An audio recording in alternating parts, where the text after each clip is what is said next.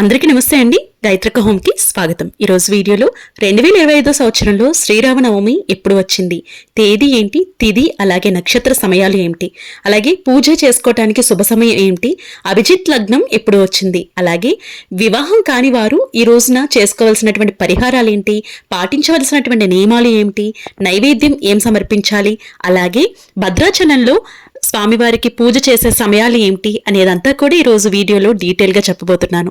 వీడియోని ఎక్కడ స్కిప్ చేయకుండా చూడండి, అలా అయితేనే మీకు డీటెయిల్గా అర్థమవుతుంది. మన ఛానల్ని ఫస్ట్ టైం చూస్తున్నట్లయితే వెంటనే సబ్స్క్రైబ్ చేసుకుని పక్కనే ఉన్న బెల్ బటన్ని యాక్టివేట్ చేసుకోండి. శ్రీరామనవమి ఎంతో పరమ పవిత్రమైనటువంటి రోజు. రాముల వారు 14 ఏళ్ల అరణ్యవాసం తరువాత అయోధ్యకు చేరుకొని పట్టాభిషిక్తుడైంది ఈ రోజు. అలాగే ఈరోజు సీతారాముల వారి కళ్యాణం కూడా జరుగుతుంది. దేశవ్యాప్తంగా శ్రీరామనవమి పండుగను అంగరంగ వైభవంగా జరుపుకుంటూ ఉంటాము. శ్రీరామనవమి ప్రతి సంవత్సరం కూడా వసంత ఋతువు చైత్రశుద్ధ నవమి నాడు జరుపుకుంటూ ఉంటాము. ఎందుకంటే ఇదే రోజున పునర్వసు నక్షత్రం కర్కాటక లగ్నంలో శ్రీరాముడు జన్మించారని పురాణాలు చెప్తున్నాయి. ఇంతటి పరమ పవిత్రమైనటువంటి రోజు ఏ తేదీన వచ్చింది, తిథి ఏంటి, పూజా సమయాలు ఏంటి అనేదంతా కూడా ఇప్పుడు చూద్దాం. చాలా దేవాలయాల్లో శ్రీరామనవమి రోజున సీతారాముల వారి యొక్క కళ్యాణం మధ్యాహ్నం 12 గంటలకి జరిపిస్తూ ఉంటారు. అలాగే భద్రాచలంలో కూడా సీతారాముల వారి కళ్యాణం అంగరంగ వైభవంగా జరుగుతుంది. అది మనం టీవీల్లో లైవ్లో చూడొచ్చు. అలాగే ప్రత్యక్ష ప్రసారం కూడా జరుగుతూ ఉంటుంది కదండి. అలాగే డైరెక్ట్గా వెళ్ళి కూడా మీరు చూడొచ్చు అనమాట సీతారాముల వారి యొక్క కళ్యాణం. అయితే శ్రీరామనవమి మనకి ఎప్పుడు వచ్చింది అనే విషయానికి వచ్చినట్లయితే స్వస్తి శ్రీ చాంద్రమాన శ్రీ విశ్వవసు నామ సంవత్సరం చైత్రమాసం వసంత ఋతువు. నవమి తిథి ఏప్రిల్ 5, 2025 సంవత్సరం శనివారం రాత్రి 1:39 నుండి 2025 సంవత్సరం ఏప్రిల్ 6 ఆదివారం రాత్రి 11:29 వరకు ఉందండి నవమి తిథి అనేది.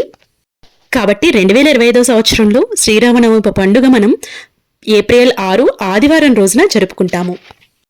ఈ రోజున నక్షత్రం ఆదివారం ఉదయం పునర్వసు నక్షత్రం 10:02 గంటలకి ఉంటుంది. అలాగే తదుపరి పుష్యమి నక్షత్రం ప్రారంభమవుతుంది.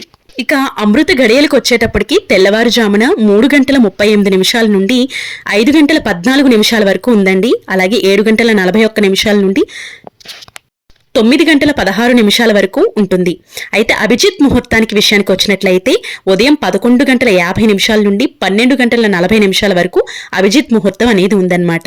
అలాగే ఉదయం నుంచి మధ్యాహ్నం 12:30 లోపల మీరు పూజ అనేది చేసుకోవాల్సి ఉంటుందన్నమాట. అయితే ఈ సంవత్సరం మనకి ఆదివారం వచ్చింది కాబట్టి ఇంటిల్లిపాది కూడా చక్కగా పూజ అనేది నిర్వహించుకోవచ్చు 12:30 లోపు. అలాగే స్వామివారికి ఈ రోజు నివేదించవలసినటువంటి నైవేద్యం పానకము, వడపప్పు, చలివిడి వీటిని నివేదిస్తే సరిపోతుంది.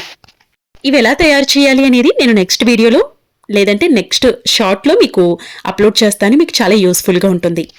అయితే పూజ చేసేటప్పుడు మీకు ఏ మంత్రాలు వచ్చినా రాకపోయినా ఓం శ్రీ రామ అనే మంత్రాన్ని తప్పకుండా పఠించండి. అది వేద మంత్రంతో సమానమండి. కాబట్టి ఓం శ్రీరామ అనుకుంటూ పూజ అనేది నిర్వహించుకోవచ్చు. అలాగే తప్పకుండా పఠించవలసినటువంటి మంత్రం శ్రీరామ రామ రామేతి రమే రామే మనోరమే సహస్రనామ తత్తుల్యం రామనామ వరాననే అనే మంత్రాన్ని పఠిస్తూ మీరు పూజ చేసుకోవచ్చు. లేదు అంటే ఈ మంత్రాన్ని 3 సార్లు కానీ 7 సార్లు కానీ 9 సార్లు కానీ 11 సార్లు కానీ ఇలా 108 సార్లు కానీ ఇలా పఠిస్తూ మీరు పూజ అనేది నిర్వహించుకోవచ్చు. అయితే చాలా మందికి వివాహ సమస్యలు ఎదురవుతూ ఉంటాయి. ఎంత ట్రై చేసినా కూడా కొంతమందికి వివాహం అవ్వదండి. అలాంటి వారికి చక్కటి పరిహారం అన్నమాట ఈరోజు. పరిష్కారం కూడా ఏంటంటే శ్రీరామనవమి రోజున సీతారాముల వారి యొక్క కళ్యాణం తప్పకుండా జరుగుతుంది.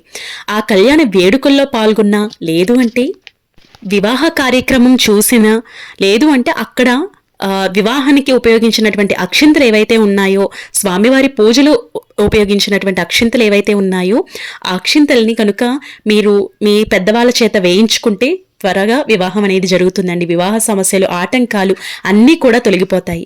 ఇంకా క్లియర్గా చెప్పాలి అంటే స్వామివారి యొక్క ఆశీర్వాదం మనకి లభిస్తుంది. అలాగే భద్రాచలంలో జరిగేటటువంటి సీతారాముల వారి యొక్క కళ్యాణంలో ఉన్నటువంటి అక్షింతలు ఏవైతే ఉంటాయో వాటిల్ని తెప్పించుకుని మీ పెద్దవాళ్ళ చేత వేయించుకున్నా కూడా వివాహం అనేది తొందరగా అవుతుందండి. చాలా చాలా మంచిదనమాట. ఈ పరిహారం తప్పకుండా మీరు చేసుకుంటే చాలా మంచి చూస్తారనమాట. ఈ సంవత్సరంలో తప్పకుండా వివాహాలు అనేవి జరుగుతాయి. ఇంతేనండి వీడియో అనేది. ఈ వీడియో మీకు హెల్ప్ అయిందని అనుకుంటున్నాను, నచ్చిందని అనుకుంటున్నాను. నచ్చినట్లయితే లైక్ చేయండి, మీ ఫ్రెండ్స్ అండ్ ఫ్యామిలీ మెంబర్స్కి తప్పకుండా షేర్ చేయండి. అలాగే మన ఛానల్ని సబ్స్క్రైబ్ చేసుకోండి. రేపటి ఒక మంచి వీడియోతో మళ్ళీ మీ ముందుకు వస్తాను. ఈ వీడియోలో ఏమైనా డౌట్స్ ఉన్నాయి అనుకుంటే కామెంట్ సెక్షన్లో అడగండి, తప్పకుండా మీకు రిప్లై అనేది ఇవ్వడం జరుగుతుంది. రేపు సీతారాముల వారి యొక్క పూజ ఎలా చేసుకోవాలి రామనవమి రోజున, అలాగే పాటించవలసినటువంటి నియమాలు ఏమిటి అనేది నెక్స్ట్ వీడియోలో మాట్లాడుకుందాం.